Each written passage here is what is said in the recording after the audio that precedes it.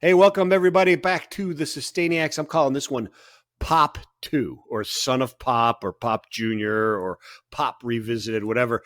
It's Plastic Ocean Project, right? And we've got Bonnie Monteleone back in the seat with us along with Emma Whiteman. I'm Mike Vincent. I'm not Emma. She's Emma. Emma, introduce yourself. Hi, y'all. I'm Emma. You guys know me. That was my cat's tail right there. I'm trying to get her away, but she has a lot of energy today. So you might What's her hear name? her in the podcast. Jolene. She's named Jolene. after the Dolly Parton Jolene, song. Jolene, Mhm. Jolene. That's her namesake. Yep. Perfect. I love it. I've got Pickles and Kipper Snack, two cats that are my Those. and five Nice. rabbits, Moose, Carrot, Professor Honeybun, Poe, and Peepers. That's a lot of cat. That's a Wow. lot of animals. Yeah, three of Yeah. them are like the lion head rabbits, and two of them are the lop ears. You know, with the big, they look Yeah, the that's grumpy super looking cute. rabbits, which are Cute. not grumpy and not a rabbit and does not have lop ears is Bonnie Monteleone. Welcome back to the Bonnie show, Bonnie. Monteleone, thank you so much. And I actually have Hamilton here, named after Oh, the play. Is a Oh, black nice. lab. So you might hear Cool. a little moaning and groaning because he's spoiled.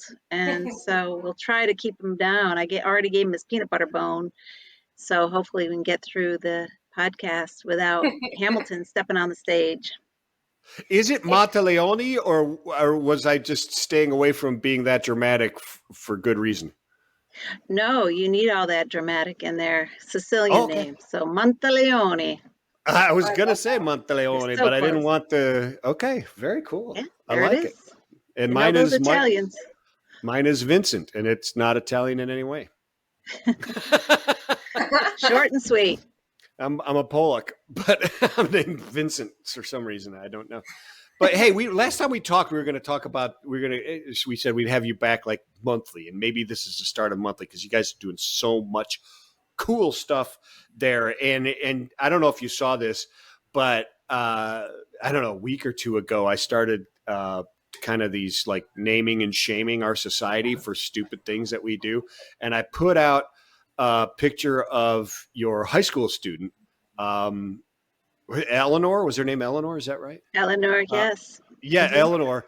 And I compared it to a Kardashian post where there was just like this blurry, stupid picture of Kim or something like that got like 1.5 million likes. And Eleanor, who's doing this brilliant stuff and working her butt off to try and help our planet and doing these amazing things, and she get all of her support, had like 6 likes or something stupid like that. And I was like, Love this it. is ridiculous. So I put it out there. Is that? And then I put out there, I think, well, I shouldn't be like, I'm not hating on Kardashians, and I'm not hating if you like fashion and doing that type of stuff. It's just the disparate way over here and not even paying attention to that. Does that matter to you, Bonnie? Does that irk you in any way? Or are you just like over that and I just keep going? Yeah, it used to bother me a lot. And then I'm learning, much like what both of you are doing, it's not how many, it's the right ones. It's the right ones seeing it and moving the needle. And we have been really lucky in that respect.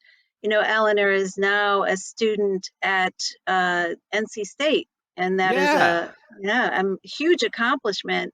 And she's also one of the Parker students. So she's part of this wonderful program that accelerates young people that are interested in environmental issues. So she's getting lots of funding for her to go to school, and rightfully so. She's been with me for 2 years as a junior at a local high school, and now she's going on to college, and with it, she's carrying the work that we're doing. So we would love to get the millions of likes and reposts, but I know that young lady's going to go places, and she's going to carry our message, and she will one day surpass the Kardashians in her scientific abilities and brilliance, and just a beautiful human. She must. She's going I'm to. I'm gonna go out on a limb and say she's already passed them in their scientific abilities. I mean, get a guess. Probably passed them in a Good lot. call. Just saying something, yeah. So what I'm is gonna Eleanor bet. doing? So what exactly is she doing research for you guys? Is she what's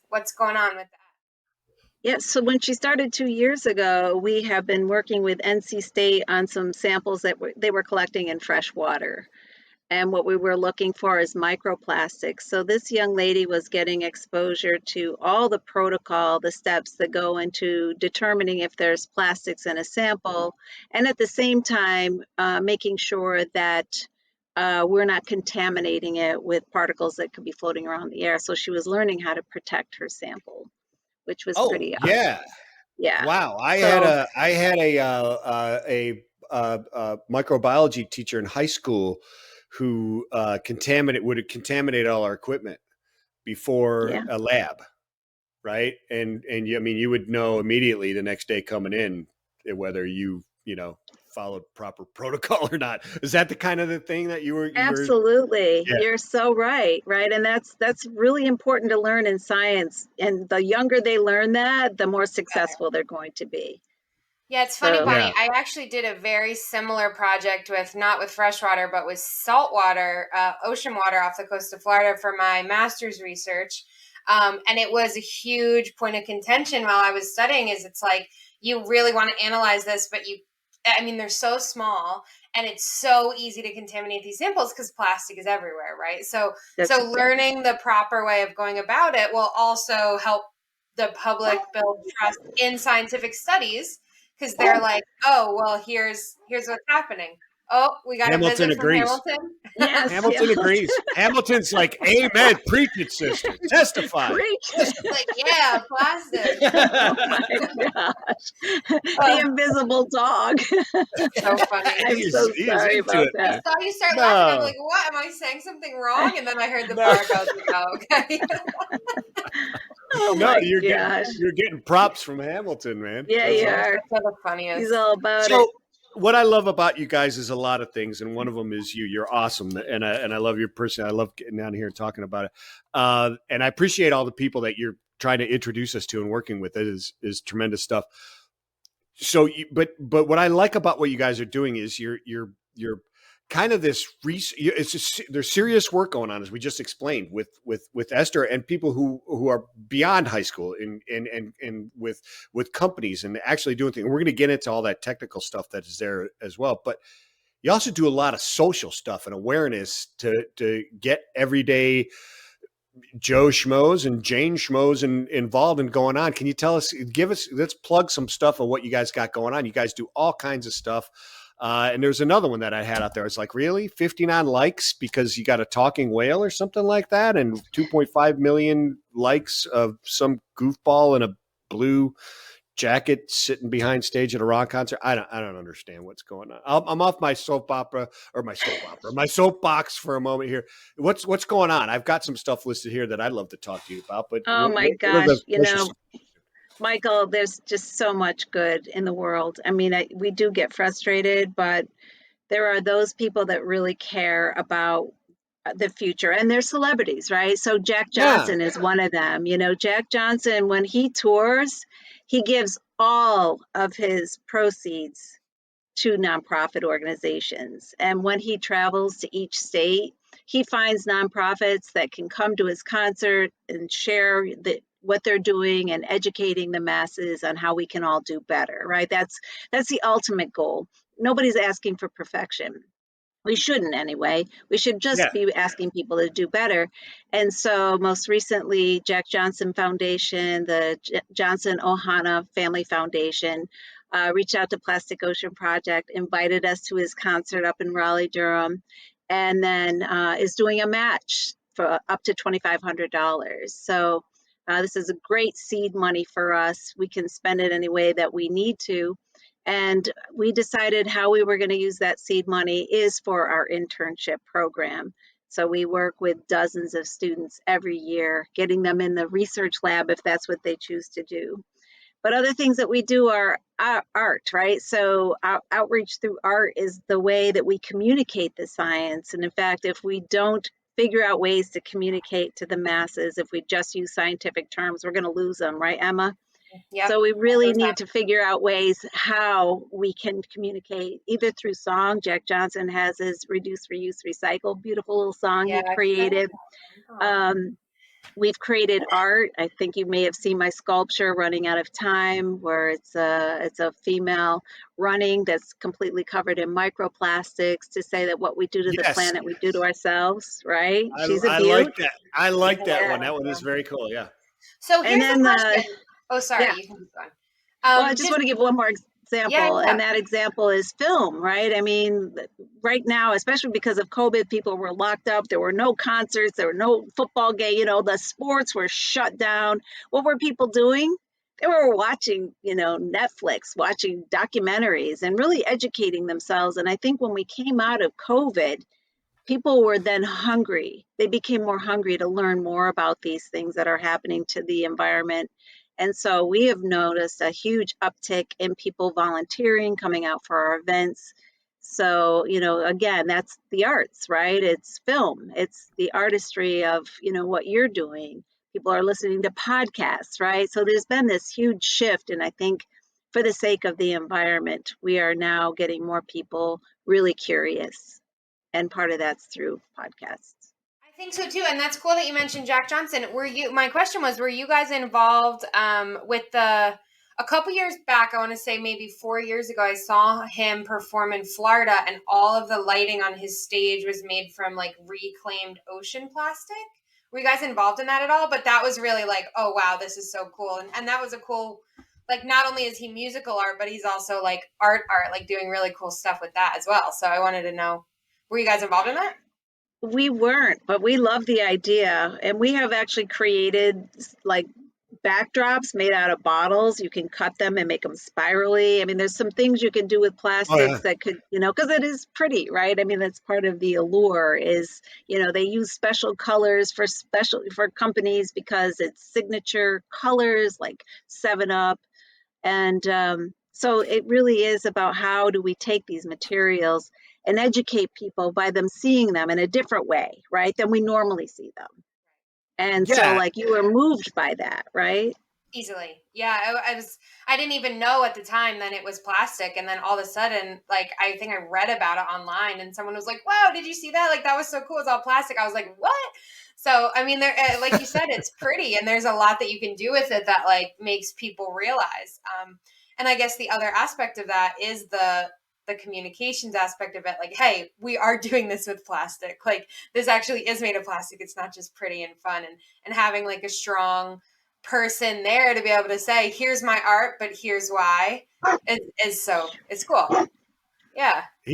Hamilton is just on your side today. He loves your Digging. voice. He's like, Mom, where is she? I want to Like, meet I this want to one. meet Yeah, her. I love that. I love that Jersey girl. That Jersey girl is killing it. She's killing it. It I'm reminds sorry. me. Let me get him. Do you mind if I get him? Do you want me to No, go stop? get him. There No, go must get be him. something in the air because she has been up my, look, do you see her? Oh, hey. She will not get off my hand. I cannot stop petting her. Oh, that's awesome. She's That's crazy. awesome. I love it. I All love right. it. I have my door closed. My girls are home, so the cats will just like meow until the girls play with them in my house. But the girls are home, so they're playing with them, which is cool. Yeah. No, that ocean plastic reminds me of, we used to, when I was a kid, I grew up on Lake Erie, and in Ohio on Lake Erie, and we would always go and look for sea glass. And when I went back there, man, it was a while back too. It was probably 14, 15 years ago. There wasn't any. It was like a really rare thing to find sea glass, which was like a bummer and cool at the same time, right? Because it was like a childhood thing to go find you get the smooth bottles, and you could tell if it was a beer bottle or if it was a Coke bottle or if it was this, because you could tell by the color of it. It was really neat to make things out of it, but it was all gone. I mean, we found very, very little, which was very cool.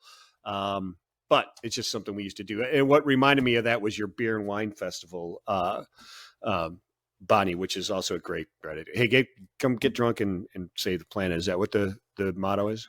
Yeah, well, it's a testament, because what Jack Johnson does at his concert is it's Yeah. zero waste, right? And so Oh, there's yeah. this incredible movement now where we are now learning how to have festivals where we're using either compostable materials. They actually have wine glasses that you purchase your wine, and then you take the glass home with you.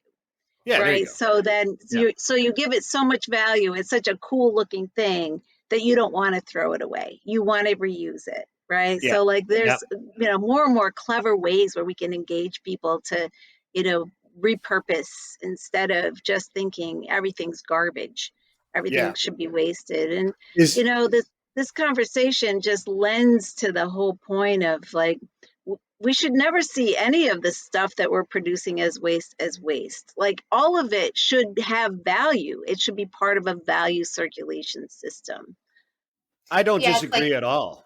it's At like the all. production of something that's designed to be single use versus the production of something that's designed to be like this beautiful, like like a glass. If you go to a beer and wine festival and you get this beautiful glass that's like made to be reused a bunch of times, and you're not thinking about it and, oh, how can we do this the cheapest? How can we do this like the easiest? You're thinking about it, okay, what's going to make an impact both for the planet but also for the people that you're serving? Because I bet everybody that's going to go to this festival is like gonna come home with this amazing gift. It talks you up. I mean, there's so many benefits to it. It really is. I want one of those glasses like I saw on Shark Tank that you just attach to the open bottle of wine. Have you seen that? Oh, love that idea. What? No, no, yeah. I forget. I think Mr. Wonderful, because he's a wine guy. I think he and Mark actually, or something. But they did get investors. It was a wine bottle, a glass. It looked like a wine glass, but you open a bottle of wine, you connect it to the bottle of wine. It's so funny. It comes out of the Oh bottle into the my. bottom of the glass. Well, It's great. Emma, when you were talking about those glasses, so it's funny when the event is over, Plastic Ocean Project goes in and we clean up the whole area so that, we kind of put Humpty Dumpty back together again.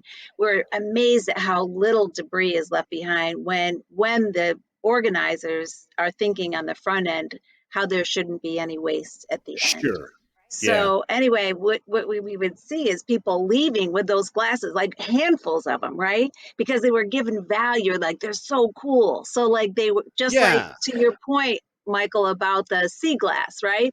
You get people picking it up because it's cool or It's because it's cool. beautiful.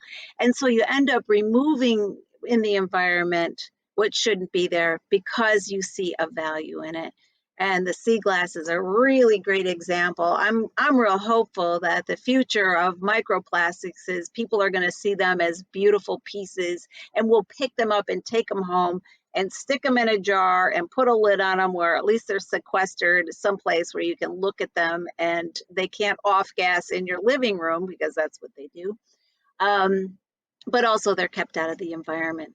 Or using microplastics to make other things that are beautiful as well. Like making, and Yeah. maybe you're not thinking about it in the traditional sense of like things you can use, like a mud flap for your truck, or whatever the object is. But like maybe it's someone that's taking it, mashing them together, and you get like a speckly piece of art or something so cool. Like that is, hopefully, that is the future. Just like you were talking about with sea glass, Michael. I mean, Yeah, no kidding. I mean, you talk about Jen Lewin Studios that did Last Ocean, all out of ocean plastics. We talked to Rosie Sherwood, she did the seagrass walk, right? Using ocean plastics to give awareness that seagrass, which I didn't know, Bonnie, you probably did, is actually a better and sequesters more carbon than forests do. Is seagrass, which Isn't is that a remarkable fact to know? And it we're really mowing it is. down, we're mowing it down so people don't have to feel seagrass on their feet. Meanwhile, that Yeah. seagrass is like contributing to, offsetting climate change. Yeah, such a hot topic right now. yeah. It's huge. It's huge. And she's bringing awareness to that. You're right. It is so cool to do this through art and everything else. You talked about off gassing. Should we get into some like stuff that people don't know and they should learn some deep stuff, like, and not philosophical, by the way? We're getting into that before the show. Maybe we can get into that another time, but getting into some of this stuff here, the research that you guys are doing. You guys want to shift gears into that a little bit? Yeah, I'd love to hear more about research. I mean, I'm a Cool. science-based person, so I'm ready. I want to know. Yeah, and people need to understand what this stuff is, because some of the stuff, if you're just like a casual observer and reading it, you're like, well, wait a minute, isn't this good or is this bad, or what exactly does this mean? But looking at your research, Bonnie, and full disclosure, she's not going into this fully blind. I let her know what we wanted to talk about so we could get maximum value of our time here. But the effects of photodegradation on chemical compositions of plastic. It's light, right? Just sitting out in light, and light like destroying the plastic. Is that what we're talking about? Yeah, exactly. And so it releases VOCs, or volatile organic compounds. And these compounds are benzene, they can be formaldehyde, uh, a a host of other chemical compounds, right, that are being released into the environment just from heat and UV light. And we noticed that because we have microplastics that we collected from a beach in Hawaii. And this Mhm. box is full of microplastics, 1 meter square. And I wish I had it here to show your audience. But we would keep it in a container with a lid on it. And when we pop off that lid, it would just, the smell was absolutely horrific. You know, you could, Really? yeah, it would. And so it was off gassing. I mean, these plastics in this bin could be anywhere from 60, 10 to 60 years old, right? And so we, working at the university, they go around and test our labs to make sure that the labs aren't releasing harmful VOCs, right, with the research they're doing. And so they had an instrument that could tell you if this was off gassing. And when we popped the lid and they put that instrument over those microplastics, the thing lit up like a Christmas tree. Wow. And and our environmental safety people said, whatever you do, Bonnie, do not breathe this in. These are just microplastics, right? I mean, it was nothing organic in there, Well, I just mean, like microplastics. don't you use like benzene to polish brass or something? I mean, I mean, yeah, it's used in a lot of things, right? yeah. The same with the ethylene. The ethylene's in plastic, but it also is VOC, right? So, when we talk about doing nothing with plastic, right? So right now there's a big push to reduce our use of plastics, but there's really no support in any of the technologies that we're working on to try to get rid of the plastic that's already here. And that's one of the things that we have been focusing on is, can we turn plastics into fuel, especially for island nations? Now, why we agree with that, I mean, it's not perfect because you're starting with a toxic material. And so when you're like wanting to turn it into something else, of course it's going to be toxic. You can't make it untoxic by turning it into something else. It is Wait, you what it telling me is. alchemy doesn't work on this? Well, absolutely not. And I think, a good portion of that. Now, that said, because it's already been made, the cat's already Yeah. out of the bag. Yeah, it's The, already out the of the bag. chemical compounds are already there. If we do nothing with it and it sets in UV light, guess what it's doing? It's releasing those chemicals into So the wait, air. but okay, so are the chemicals in the plastic, or are they the chemical? Because I'm reading through your research, so I'm trying to learn, and I want everybody else to Yeah, learn this sure. stuff too, because it's very, very important. Is it the at? Because you talk about additives being put into the plastic to make it tough against the UV. Are they really the issue because they're keeping it from breaking down and therefore they're leaching, or how does all that? Can you Yes. explain that in layman's Yes, terms, so or the backbone of the plastics itself is like petroleum. It's a petroleum right, product, right? And that right, in itself is not really harmful. right, What's the real issue is the chemicals that we put in the plastic to get the desired look. So do we want it to look crystal clear? Do we want it to have color? Do we want it to be really durable? Do we want it to be flexible like saran wrap, right? So all these different chemicals provide that texture and that tensile strength, if you would. yeah, And so, and then the other thing too is we have the wild west of alchemy going around, right? We've got all these companies that are saying, this is proprietary, the chemical compounds that we're producing. So no one really knows what's in their plastic in order for you to take that plastic and mix it all together to then recreate more plastic or right. to, recycle it. And and so this is really the pinnacle point that we're at right now. How do we rein in or put the genie back in the bottle with all of these chemicals that are added to plastics? And the other side of it is how do we come up with the technology so that we can mix these compounds where we're not creating yet another problem? And that's where we're at, and there are some serious there is serious progress going on in that direction. But Michael, one of the biggest challenges we face right now is because of the greenwashing that has been going on from industry, we've Mm, lost the confidence of people. And no yes. one believes in anything anymore. No one believes in recycling. No one, like, no, I shouldn't say no one, but there's been this unfortunate backlash to Yeah. recycling because of that. So how do we bring people back to center? How do we bring industry back to center with enough with the greenwashing? Let's just do better. Be Yeah. honest. Of course, I'm with you. there's no single answer. There's no silver bullet. It's going to be a variety of solutions. Well, But I I'll think tell you. that I think the problem too is that like the first step of that is acknowledgement that there is a problem. And I feel like so many companies haven't even gotten to the stage where they're willing to admit, okay, like plastics are a problem or global climate change is an issue. Like whatever the issue may be, like so Yeah. many companies are like plastics not a problem, plastics not a problem. There's no anthropogenic climate change, like all this stuff and it goes on and on. Like the first step to acknowledging and finding new solutions is to acknowledge that there is a problem, but so many places just are not, like are just wearing their blinders. I don't know. Well, And I there's a think. shift. Yeah. No, go ahead. Go ahead, please. Oh, well, and there's a shift going on, and this is new information. You both will be excited to hear about this, maybe in a good way. I've got my pen out. But so because of the satellites, right? We now have a ridiculous amount of satellites in the air, but a lot of these satellites have the ability to determine where methane leaks are coming out of landfills as well as companies. So these plastics industries that are producing all these plastics, what they are actually releasing into the air. So we are now using technology to put those companies into check, to your point, Emma. Like, so Mm, because there was no way before, right? We really didn't have a means of really safeguarding ourselves against what they were doing. They could Yeah. greenwash all they wanted, but the future's coming, and the future is going to be using technology to rein in corporations to do better, because now there's a monitoring system that they don't have control over. And I think that this is going to be really helpful in moving forward in getting industry to do the right thing, because they'll Yeah, have yeah. to. exactly.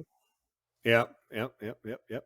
And I think to the point that you're making there is people don't trust anything, and that's true. And I trust very, very little. I mean, you can ask. I mean, even in business and stuff, they're like, if Vincent likes him, then everybody will like him because he doesn't like anybody and he doesn't trust It's anybody, like Mikey. which isn't necessarily true. But I do have a very strong BS meter, and so does society these days. And the millennials. I mean, I'm right on the cusp of a baby boomer or whatever. Right after that, 1966 is when I was born, so I'm like kind of in that thing. But the BS meters get stronger and stronger as we go, and I think it's because of the ready availability of instant data. Right. You look at the war in Ukraine, and it's the first time really there was that, everybody was like, war, really? This is the stupidest thing I've ever seen in my life. Right.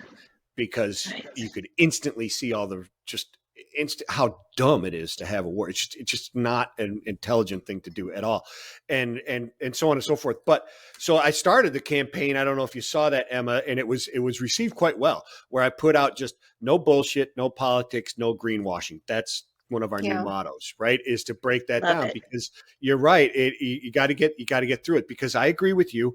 And it's a slippery slope, and it sucks, because if you want to break down and you start pushing for getting against greenwashing, somebody's going to take that and bastardize that movement as well and prevent people from even trying at some point, Yeah. right? Until they're forced to have to. Agreed. There's that balance, don't you think? But also to that point, like that's why it's so important to like with places like the Plastic Ocean Project, go onto their website, dig into the research that they're doing. You got to beef up your scientific literacy, because our scientific literacy as a society is in the tanks. So you really need to be able to read through the bullshit, because even some scientific studies, if they're funded by, you need to look where the funding is. You need to say, oh, you know, maybe I found this result, but I'm phrasing it in this certain way, so it sounds this way, or I'm omitting this data or that data. Like, it's really important as an activist and even just as a human to be able to dig into a scientific study and say, okay, this is what's actually going on, and here's what the data is Yeah. actually pointing to, regardless of the conclusions that anyone came to. This is what the data is saying and showing. So scientific literacy and awareness of scientific issues really, really needs improvement, I think, personally, in America. Not to say like, oh, we have all these things we need to fix, but I think it Yeah. is true. And I think the Plastic Ocean Project, doing these projects and making it so public what they're doing, is really important. Well, So, thank you.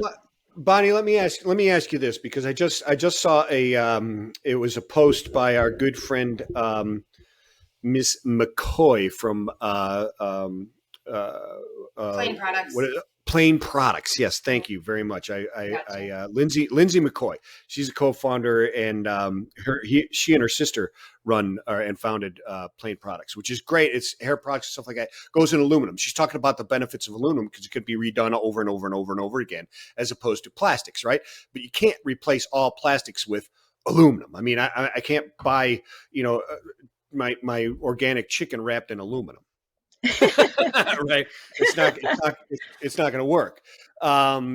So you got to have plastics that are there. But let me ask you this: is there room for both?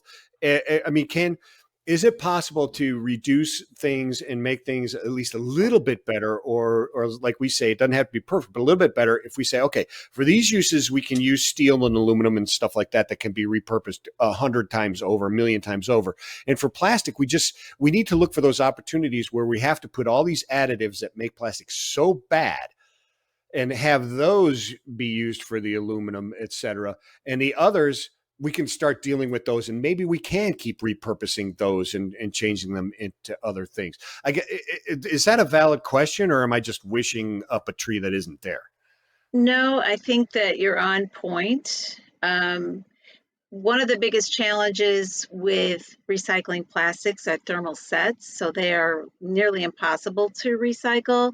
But right now, there's actually a university that's working on making thermal sets so that we can recycle them. So that's going to What is be, that?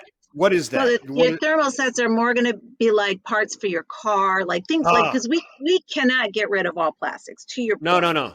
And it right? doesn't make So, any sense for us to do it. I don't think anybody on this, at least here, is arguing to get rid of all plastics, right, unless of you can come up with course. something that is exactly like it that isn't it.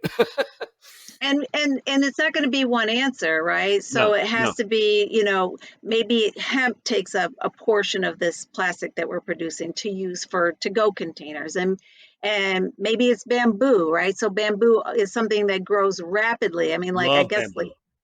right. And so that's something that generates very quickly, so it has the tensile strength of steel. I don't know if you knew that. Oh yeah. So, Bamboo? like, yeah, Yeah, bamboo. bamboo is incredibly. It's a great and fairly expensive building material used in the Pacific Rim. A lot of places you'll see skyscrapers being made out of cement, and you've got 40 floors of scaffolding made out of bamboo. Amazing. Yeah. Yeah, So that this is the thing. So this is where we have to, like, thread the needle, is how do we reduce how much plastic we're using, because we don't need to make as many, and we are really up against some super challenges, because as we move towards electric cars, there's mm, less demand for fossil fuels for fuel. yeah. So that means they are investing, the industry is now investing something like $182 billion into more plastic. They want to increase plastic production by 40% within the next 10 years, and they're well on their way. ExxonMobil is building a $7 billion facility for fracked gas to be turned into plastic. This is going in the wrong direction. Imagine if What, they took half that money and said, look, half of this is going to be for collecting and turning plastic back into either plastic or, turning it into recycled material. But they're not focusing on that. Their goal is to continue to frack, continue to extract. And this is really the team that we need on our side. We but need Bonnie, them to embrace, for yeah, the full for the sole purpose of producing more plastic. yes, for the full. full purpose of generating Wow. more virgin plastic. $7 See, billion. There's another plant going up in Pennsylvania right now. I think it's a $3 or $4 billion conglomeration using frack gas to make plastic. So right now we are China is the #1 in plastic production. We are #2. And the goal is to surpass China in plastic production. And, without having anything in place on what to do with it and knowing how it's wreaking havoc on the planet, makes no sense. it's criminal, in a sense, because they are the Ready? ones that can really figure this out, right? They Yeah. have the technology. And if they were, because all we were doing is refining plastic to turn it into fuel, it's not rocket science. They could figure out ways to do that. But until we get the oil and gas industry on our team, we still have an uphill climb. We do. We absolutely do. And I can't hear you, Emma. You got to fix your mic for some reason. I think you Oops. muted yourself when you walked away. There you go. I think Go I ahead. did. Yeah, sorry. It just like it's going to be a huge uphill battle to even get them on our side because they want to just make money on our backs, and I don't know. I could go into a whole tangent, but I don't no, get why you're right. No, use we've screwed up more society virgin so plastic. bad. But like Yeah, if one company, if Exxon said, we're going to put a team together that is going to study and find a new fuel, they would be like made out of plastic waste. They would be the most popular company on the planet. They probably That's what they're would make missing. more money. Like they Yes. probably in the long run, like this is the next step. Like maybe gas and oil are dying. This is the next step to continue your brand. Don't just fight tooth and nail to maintain what you have now. Like not telling the companies what to do because I don't know. But still, I feel like this would be the logical next step that someone would take. I it just doesn't. No, Emma, you do know just because someone's CEO of Shell Oil or BP does not make them intelligent. Trust me, I've run into plenty of CEO that didn't have a brain cell in their head that was working properly. Some of these businesses are being run so poorly; they're just so big they can't fail. Well, can I add one caveat to that? Yeah, And that is, I was talking to a company that the CEO of a company that he actually repurposes plastic film. And I was talking to him about, the chemicals that are in these plastics and what they're doing to children. Like the fact that these chemicals that leach out of plastics are endocrine disrupting. It's a known fact. And because children's metabolisms run much faster, they're affected by those chemicals, unfortunately. And science now tells us that those chemicals are linked to obesity, behavioral disorders, cancers, diabetes, and behavior issues. And so, I said, come on now, like at what point are you all going to get on board to not pollute our children? And his answer, and this is where I'm going with what you just said, Michael, he said, make us. He said, we are beholden to our shareholders. And that's where I this was is going the with challenge. Yes. So if they can't do the right thing because they have to keep making money, and if making money means we have to pollute people, then that's what we're going to do unless you make us. And you know how I'm supposed to make them? Talk to your political leaders and make them make us do the right thing. He said, because then we can go back to our shareholders and say, look, we have to do the right thing by law, right? And I said, yeah, go ahead. So then my next comment to him was, yeah, except that you have the largest lobby groups. So you have direct lineage to our political leaders to not do the right thing. That's right. Where do we have the power? And this is precisely why I started Plastic Ocean Project. We need independent labs that can educate people so they can make better choices. And so the research that we're doing, we can say, this is a good product, right? We've looked at plain products, we looked at their containers, and this is safe. And yes, aluminum takes a lot of energy to produced, but you can recycle it a million times. You can keep using it over and over, where with plastic, it's downcycling, right? Yeah. And so, and then we can also look at, different containers. If they say it's BPA free, we can test them. We can say this one is BPA free because we have tested BPA free bottles that were loaded with BPA, right? So how do people even make good choices if the labeling is even inaccurate? So It's crazy. It's crazy. And you went exactly where I was going, is the same thing. And when it comes down to it, I have a friend who, it doesn't come down to him. It's not his fault.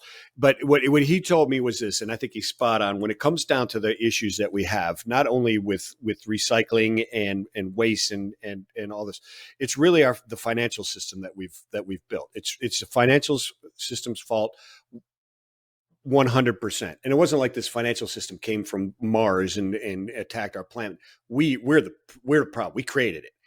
If you left it up to the financial systems, they would build an engine, is what he said. They would build an engine that went from 0 to 5,000 miles an hour in 2 seconds and exploded at the end. That's it. That's what our problem is. You have to be bigger. You have to make more money. Why? What is that end goal? Because there's more money. For what? For what purpose? If you're already productive and you're already making a profit that can then be put into more research to make things better, shouldn't that be why is that such a bad goal? Why is that anti-capitalism? I don't understand why that is anti-capital. I don't think it is anti-capitalism. I think it is capitalism. I think it was the intent, and it's just been bastardized so bad that it comes down to somebody saying, make us, knowing full well that he's spending $1 million more a year for a lobbyist to keep his products on the damn shelves. Or spending more money to purposefully skirt the rules. Yes. Just, if you said, okay, these are the rules, and we're not even these are the rules, but okay, we're going to, I mean, I'm just going to be talking in circles, but it's. But there are, but the other thing is this: is to not go too far down that rabbit hole, because then you alienate yourself from those that are in the business, and they're in business and they're trying to do the right thing, right? And that's the purpose of our program and what we're trying to do here too, Bonnie, is to expose that type of stuff, but also let people know about people, that are trying to do the right thing, like Plain Products and all the people that you have. Going back here, doesn't seem like a big thing, but it's a huge thing. This is how things change, are the ocean-friendly establishments. Yeah. Getting on that list. That's how it starts, right? I'm not going to give out a Twizzle straw with every darn thing, or I'm not going to let Mike Vincent, who this is what I used to do as a bartender in Boston, keep Swizzle sticks on ice. And I'd make $5 in bets because I could tear them in half with my hands. It was a trick. There you go. Wow, the skills you have, Michael. I could take a little Twizzle stick and just tear it in half like this, like that. Wow. And people would be trying it all night. I make money all night. And the key was I kept them frozen, so they would just burst. I would just squeeze them and they would burst.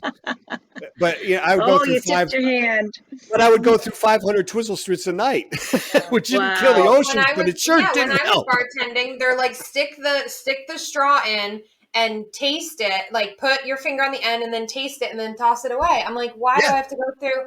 Like, I know how to make a rum and Coke. It's going to go 1, 2, 3, whatever. Like, it's not science. Right. And even like going back to that though, like, yes, people complain about the paper straws.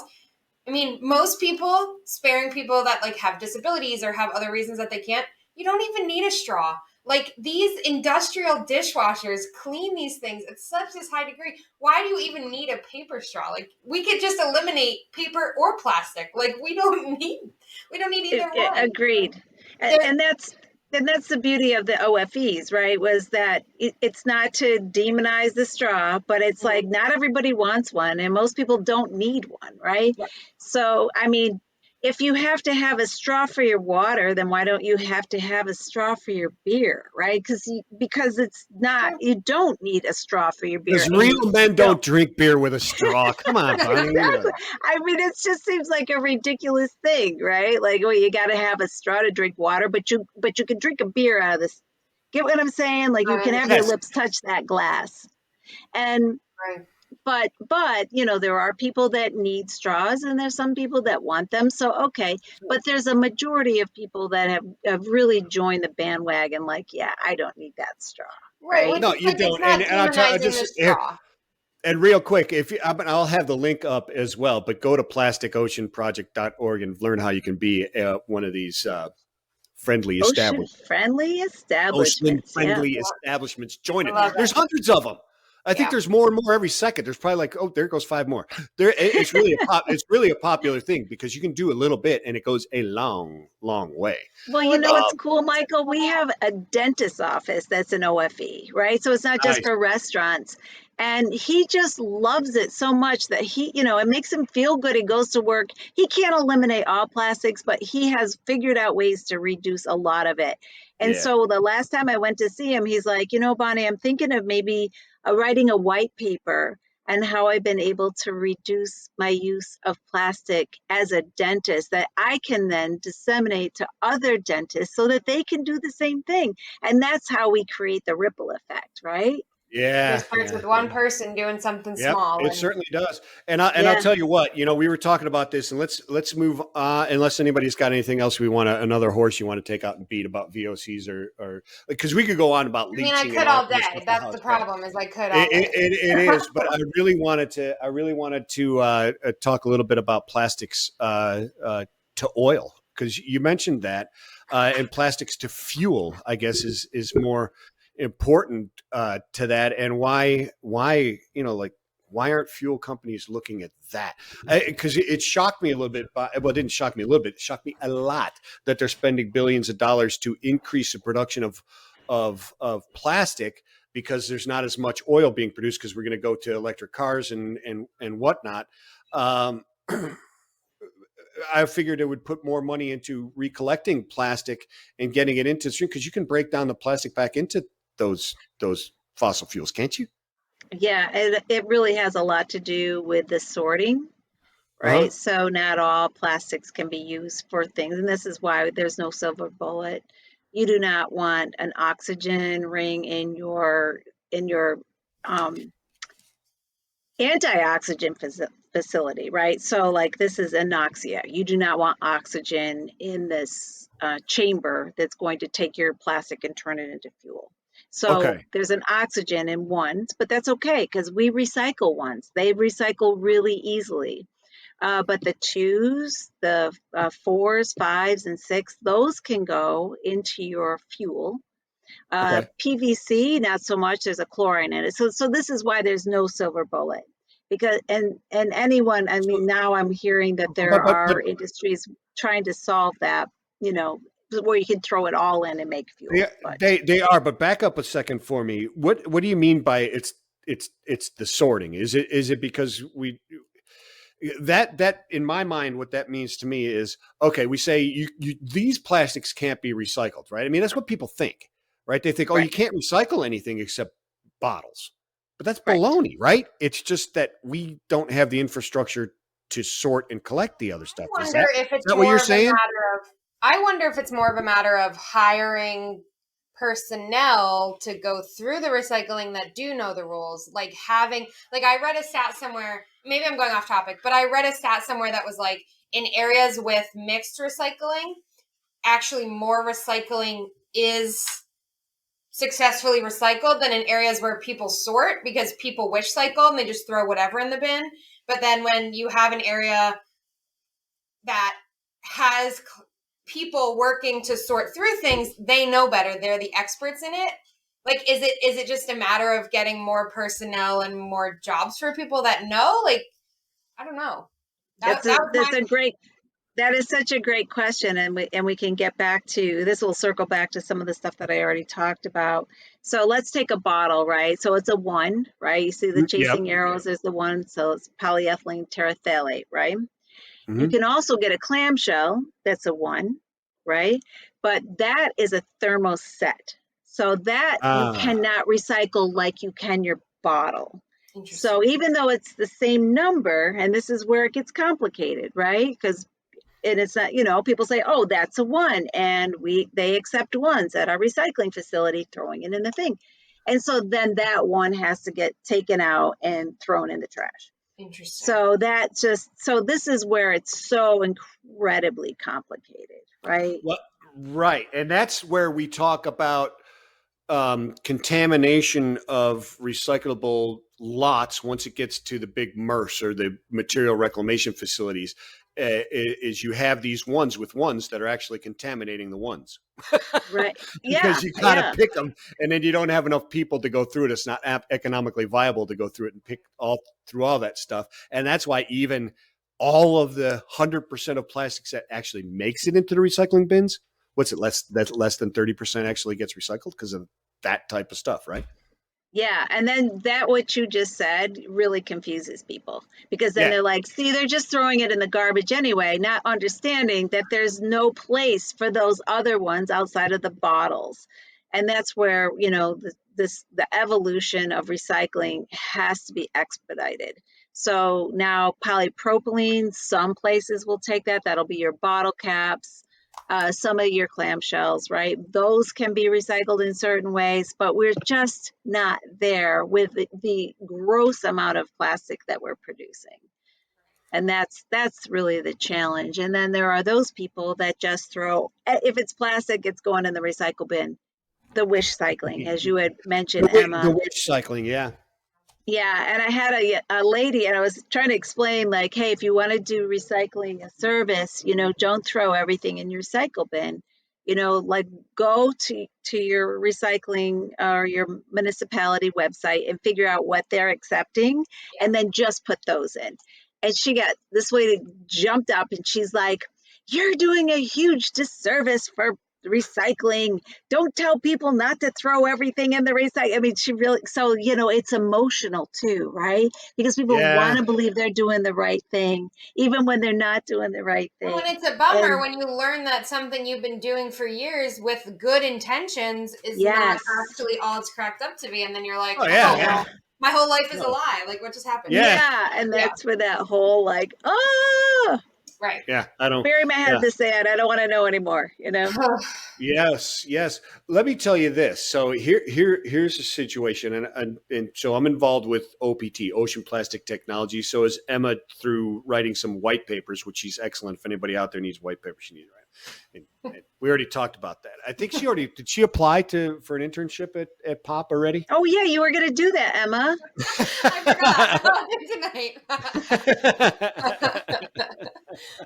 But okay, so like you said the revolution, or the evolution or revolution, I would say, also applies of the recycling process needs to be stepped up, right? The evolution of it, because we've created this recycling process for, since I was a kid, since they had the pictures in the film of the Native American crying on the side of the road back in the 70s, we've been building this incredibly inefficient and lazy recycling program that really just relied on us packaging it all up and sending it off to India or China, right? Right.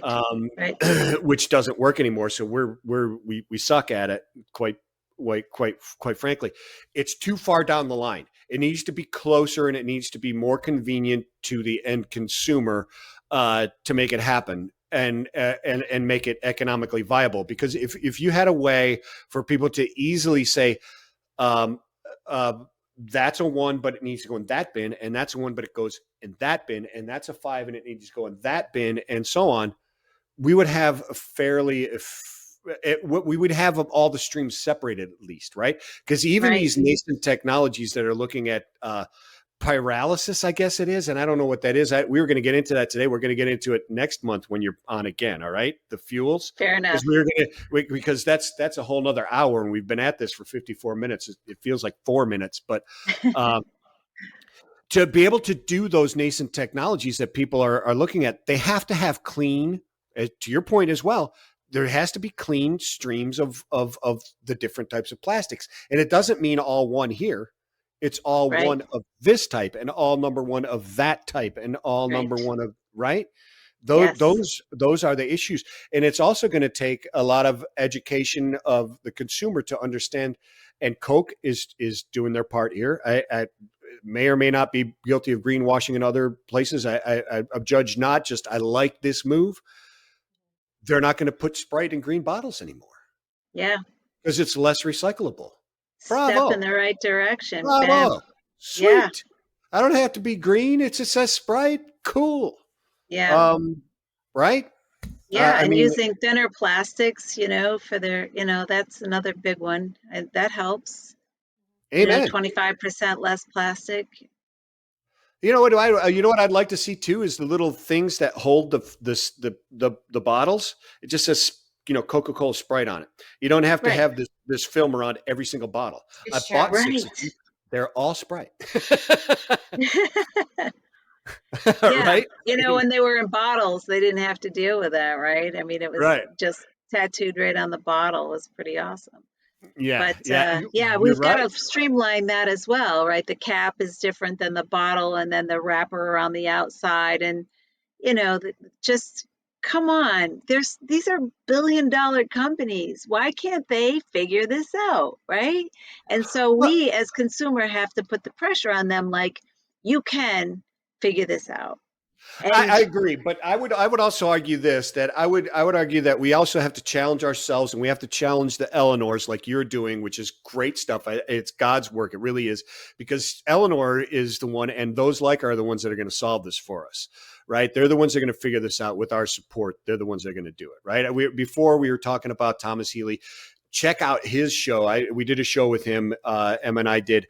He's CEO and founder of Hyliion Motors, right? They're big Class 8 semi trucks.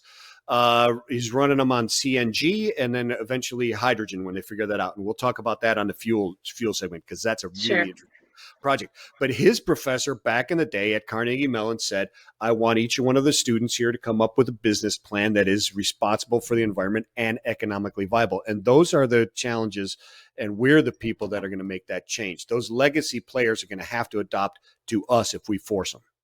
Does that make sense? Do you agree with that, or am I always wrong? From the bottom up? Always from the bottom up. But the more we empower the bottom, the more pressure we can put on the top. Yeah, amen. I agree. Multifaceted approach. Well, because there's people that are doing it. I mean, even Procter & Gamble is doing it. You had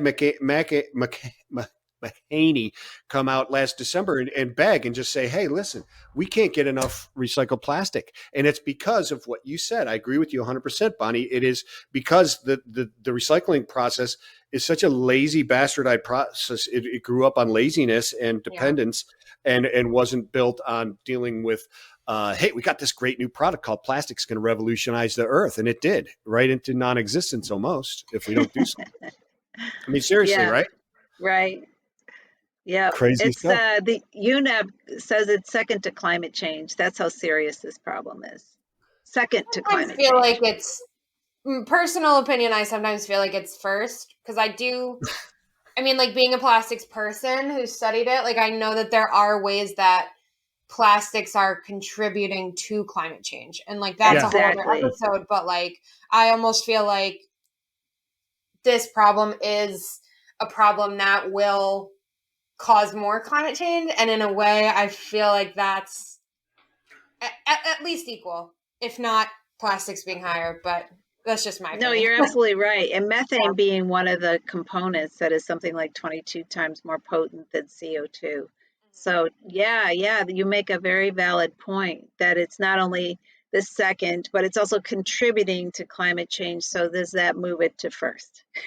Yeah. I mean, and our one of our problems also is our going off half-cocked race to try and recycle it is not the most brilliant thing in the world, because we're bailing. We got people out there that are bailing bottles and then shipping bales of bottles all over the world to get them recycled. Well, what the hell's that doing? Right. You need What's to the chop carbon it down. footprint for that? Yeah. What's the carbon footprint there? Come on. That's not the most. Let's think this through a little bit. We talked about this an episode ago. Em and I did, about New Jersey is rethinking their single-use plastic laws because they got rid of all single-use plastics, but then people had 400 or 500 reusable bags in their basement. They didn't know what to do with them because they were delivering like DoorDash and stuff in reusable bags. Yeah. It sucks because like, it's almost like, not to blame the consumer, but like, just if you get if you get a couple of things, you don't even need a bag. Like this goes back to the straw thing. Like I go to the grocery store and I see someone we don't have plastic bags up here in Massachusetts. We have all paper or reusable. But like I see people go and get like an orange and put it in a bag. And I'm like, excuse me, just put it in your hand and just walk out with it. Like not. Yeah. I love that. You're right. Like sometimes you don't need a package for everything. Sometimes you can just have a thing in your hand. Like that's, I like to have like a tomato and an avocado for lunch, right? And I'll go and I'll pick out like 2 avocados, a couple tomatoes, and I'll just walk up there and I'll punch the stuff in. I'll walk out with them in my hand. Yeah, just put it in your arm. Just carry it out to your car. There's no reason. Put it back in the cart and wheel it out. I mean, there's ways around it. But to your point, Michael, about the reusable bags, that has to be part of that circularity, where the bags are taken back to that store and they can clean them and refill them and then send them out again, right? I mean, it's not like, oh my God, I got all these bags and I don't know what to do with them. It's like, no, then build a system that makes that all work. Man, I heard the Sicilian. You're getting passionate. I heard the Sicilian coming out of you, Bonnie. She's like, oh my God, what are you doing over here? I'm telling you what, Michael. Bonnie, are you in New Jersey? No. Am I in New Jersey? No. Yeah. I'm in North Carolina. Okay. North Shakalaka. Just spreading all that goodness. Northern goodness. All that northern goodness all over the place. Hey, this has been awesome. I really appreciate this, buddy. And I knew that this was going to be a monthly thing, and I hope you'll come back again and we'll talk. Maybe we'll talk fuel next time. Yeah. Okay. All right. Only if Emma decides to become an intern for Bob. Okay, I'll put in my application tonight. We got a white paper. We got a white paper and Dennis wants to write. We can put you on that. Wouldn't that be fun? Yeah. That would be awesome. That would be awesome. All right. So, hey, we're the Sustainiacs. Search them everywhere. And hey, email us at thesustainiacs@gmail.com with any questions or anything like that. And Emma is where they reach you at, Emma. I changed my Instagram handle. All the same places, but she's different on Instagram now. What do you? Change my Instagram handle. It's Sustainiacs_Emma now. There you go. Awesome. Emma_Sustainiacs. Sorry. And also new on our website, we have a blog, and make sure to check out the blog. We've been both writing a lot of posts. I got a lot of good post ideas from this conversation. So when you hear this, hopefully there will be a bunch more information up on the website, in the blog section of the website. So make sure to check it out because it's awesome. Beautiful. And our esteemed Sicilian guest, Bonnie Monteleone. Where are they contacting you at? Are they just going to pop.org or where they? Yeah, it's plasticoceanproject.org, and my handle is Bonnie at plasticoceanproject.org, because we like people to type a lot of letters, just like my last name, Monteleone. Monteleone. It sounds like Riccardo Montalbán. And Montalbán. Remember they find Corinthian leather. That wasn't even a thing. Did you know that? There's no such thing. There's no such thing. He said it once. They loved the way he said it, and so it became the Chrysler Cordova with the fine Corinthian leather, which is complete BS. There's no such thing as Corinthian leather. There's no such thing. It's the same with Beam Me Up Scotty. Did you know that? There's no Beam Me Up Scotty. There isn't? No, for real. But wait, I don't know. I understand. What do you mean there's no Beam Me Up Scotty? There's no Beam Me Up Scotty.